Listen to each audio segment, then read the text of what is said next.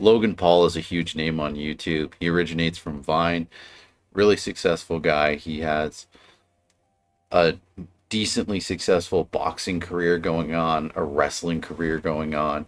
Huge content creator, comes from Vine, has been huge on YouTube since he started doing YouTube videos. He has a very successful podcast, just mega star in terms of YouTube. But he's done some pretty unsavory things. A lot of people don't like him, a lot of people do like him. So we'll embrace that mixed bag mentality and touch on the best things that he's done, the two best and the two worst that he's done in his entertainment career. So let's talk about the worst first, then we'll climb our way to the best. Two things that he's done. The first worst thing that he's done is his NFT scam. So he convinced people, his audience, his fans, that NFTs are the way to go. This is a good way to make money, which we now know. Well, everyone now knows, and a lot of people knew then. A lot of people who thought about it for half a second realized, yeah, these weird tiny images, yeah, people are probably going to pump value into them. Because this was not long after cryptocurrency kind of shot into the stratosphere and just dramatically increased in value. And so a lot of people wanted a piece of that pie. They wanted to be one of those success stories, one of those people who invested a little bit of money and got a giant amount of money. And some people did, but it was very few. And then even as that NFT train kind of got rolling, as it climbed to the top of the mountain, some people did make a lot of money through that too. But obviously the whole thing was completely insane, and it was at least grown adults gambling their money away. So as much as it is a scam, the whole idea of NFTs, the whole Bored Ape Yacht Club, kind of all of it is a scam. So I kind of don't really blame him for getting on board with scamming people in such a way. I mean, he did it in a creative way.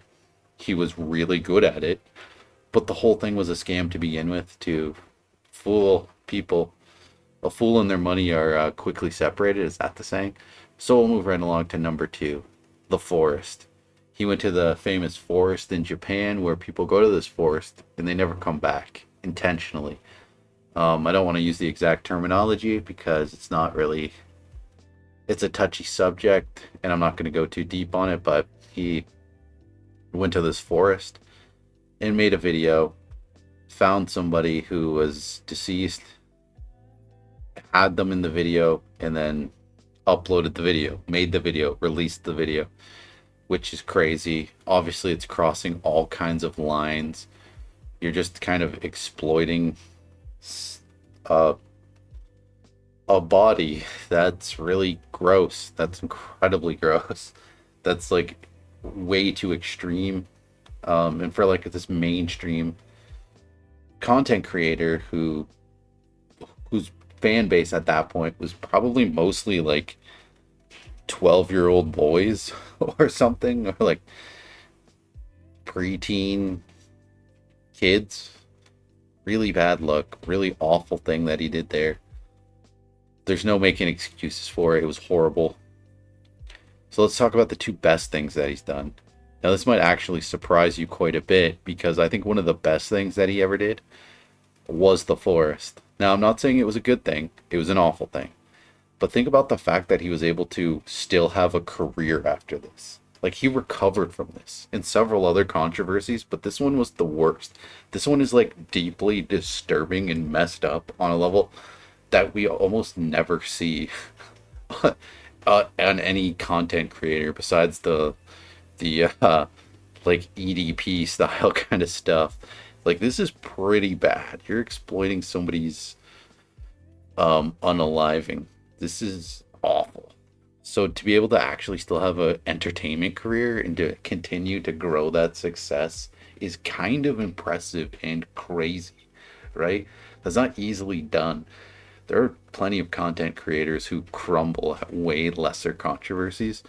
So, as truly awful as this is, it's one of the most impressive feats of anything he's ever done. The fact that he's still around after this, whew, like, that is genuinely impressive. I don't know how he did it, but he's still around. And I've never consistently watched the guy or really watched too much of him at all. But we got to talk about the true biggest and best thing that he's done.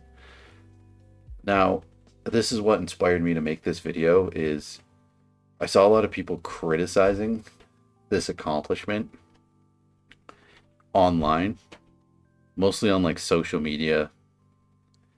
People were popping off in comment sections. So Logan Paul, for like, I don't know, maybe 2 years now, a year and a half, has been in the WWE, which is one of the largest wrestling organizations in the world. And recently he won the championship belt, the United States championship belt, it looks like here. So I don't keep up with wrestling that much, but I've seen a couple of Logan Paul's things. I've seen like one match of his. I didn't see this match where he won the belt against Rey Mysterio, but I saw him at Royal Rumble where he did like a pretty good spot. Like he's genuinely very athletic. And just look at the picture on the left. What is this picture telling you? A picture says 1,000 words. And what are you really seeing in that picture? You're seeing him looking all suave and intense. He kind of has become this like villain. He's like transitioned his YouTube villainy into a like television wrestler villainy, which wrestling lends itself perfectly to that. And like look at what's around his neck. This like probably multi-million-dollar Pokemon card, right? Like he's the ultimate heel. He's the ultimate bad guy, right? And it works so well for the fans of wrestling because they're going to inherently have a sort of initial disrespect for him because he's this over the top YouTuber. He's this villain in their eyes already. And he's not like this like person who's been goes through the regular system. He's kind of like privileged in the fact that his fame got him there. His other accomplishments got him here. But people, for some reason, diminish this accomplishment. And this is enormous, right? So to be in the WWE at all, you have to be pretty dang good at wrestling. And wrestling's intense. You see this picture on the right? See how his arms are like bloody? And he's just covered in sweat? That's because this is insanely dangerous. Shortly before this, he was in another match with Rey Mysterio, and they messed up the spot. One of them was in the wrong position. Rey Mysterio jumps off the top rope, does this like backflip, but they just weren't both in the right position. So Logan Paul had to like jump, kind of like burst forward and catch Rey Mysterio. If he didn't, Rey Mysterio would have fell head first, like his entire body weight right on his neck. And that could have killed Rey Mysterio, right? That could have been lights out for old Rey, which would have been really bad. So wrestling is like incredibly intense. It's not a fist fight. He didn't beat Rey Mysterio in a fist fight. No one would be impressed if he did beat Rey Mysterio in a fist fight. That's not what wrestling is. Yeah, it's different than Logan Paul's fixed and phony boxing matches, you know? It's a little different, but it's kind of the same thing. It's just a competition of a different kind. It's one where you have to be acrobatic. You have to be completely focused throughout. As one false move, you could have your life ruined. Like there are people who have broken their necks, their spines, and they can't walk anymore. There's somebody the person who Logan Paul defeated to get this belt, Rey Mysterio, is this icon, this legend. And literally in a match where Rey Mysterio was in Mexico, I believe it was in Mexico, as Rey Mysterio is like a Mexican-American wrestler and he's wrestled all over the world. But a guy literally passed away in a match that Rey Mysterio was in, right? Like Rey Mysterio, you know, and all kinds of insane things happen. These people have their lives in each other's hands, right? Think of Stone Cold Steve Austin. He sustained major life-changing injuries in the ring. So yeah, it's scripted, but to say it's fake is just absurdly ridiculous, right? Like this is one of the most dangerous things a person can do. And not only The accomplishment paints itself crystal clear on the left and the right. So on the left, you have this entire character before you, right? Logan Paul is incredibly charismatic. He had to earn his way to this belt. He wasn't just handed this. This wasn't like a part of his contract like it would be with like Ronda Rousey, where clearly she wasn't going to join if she wasn't going to win a belt at some point. Logan Paul, they probably were like, all right, we'll bring you on, and maybe if you do okay, we can do something with you. They probably kind of expected him to fail or not do nearly as good as he has, right? But he's shown a lot of skill. So he genuinely earned this belt. He had to be one of the best like wrestlers in recent time. He had to, right? Because who's Rey Mysterio? Why is this such an accomplishment? Rey Mysterio has been wrestling since the 80s. Now, granted, 1989 when he started at 14 years old. So he barely wrestled in the 80s. But ever since then, he's been wrestling a whole lot in all kinds of different organizations. He was a cruiserweight in WCW, which a lot of people don't know. That's an accomplishment. That was a really cool division that outshined WWE in the Attitude Era pretty hard sometimes. And he's won belts in the WWE. He's been in like he's wrestled all over the world. Huge accomplishment, icon of wrestling. You aren't just handed a win against this guy, right? This guy is a great wrestler, and his character is important, right? Like you're not walking in the door and getting a win over The Rock. You have to earn it. You know, you have to actually be good at what you're doing and be dedicated and be intense. And it's almost as big of an accomplishment to beat Rey Mysterio. And to see people kind of diminish it and be like, oh, well, wrestling's scripted. It's not a real fight. Who cares? He would beat Rey Mysterio in a real fight. First of all, Rey Mysterio's an old man at this point. Not that old. He's like in his early 50s. And Logan Paul's like probably closing in on 30. So Logan Paul would win that fight. He's also like a foot and a half taller than Rey.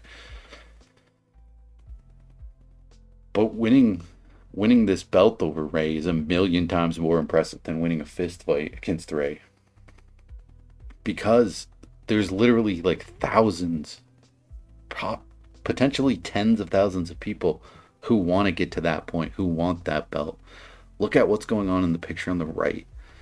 You have this guy who worked insanely hard to get that belt, holding it up. He's sweaty, he's bloody.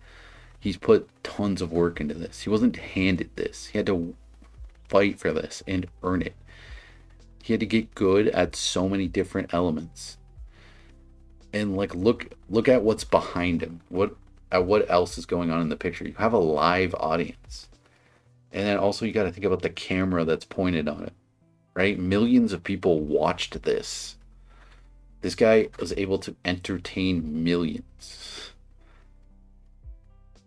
And he's performing this, doing these these insane stunts, these incredibly dangerous stunts. And a lot of times, if you've ever done any kind of stage work or made any kind of videos that have stunts at all, say you're pretend fighting, pretend slapping, it is so easy to hit somebody for real when you're trying to hit them for fake. It is actually incredibly easy. And people get bruised up, they get beaten up. And there's sometimes in wrestling, people just legitimately fight each other.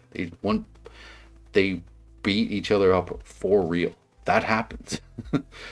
So no one watching this video has the ability to get that belt. There are thousands of people, active wrestlers, professional wrestlers, people who get paid to be a wrestler. There's thousands, tens of thousands who would love to be in that position, but they haven't earned it. They haven't made it to that height. And this guy was able to do it in a very short amount of time. And it requires a huge amount of athleticism and dedication, character work. It's an enormous accomplishment. I don't know if he'll ever be able to top it, because to be able to gain the respect, that's the thing, right? You don't have to just give your belt to somebody else necessarily. The person has to genuinely earn it. They have to earn the respect of the locker room, the people they work with. This this belt is a symbol of so much more. And that's epic, right? There's It's ridiculous to ever try to diminish that. Good job, Logan Paul. You're kicking butt in the WWE. You're kind of made for it, you know? And this guy, you don't need to do this. You make tons of money doing other stuff. So to see you actually like dedicate yourself to something out of some kind of passion within you and genuinely risk a life and limb for something that you want, that's awesome, dude. Like should be inspiring to anybody, right? This guy doesn't need it. This guy doesn't need to earn another dime in his life. He could literally do nothing.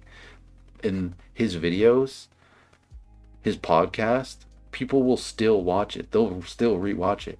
It would probably still generate him money, possibly for the rest of his life. This guy genuinely does not need to do one more day of work in his entire life.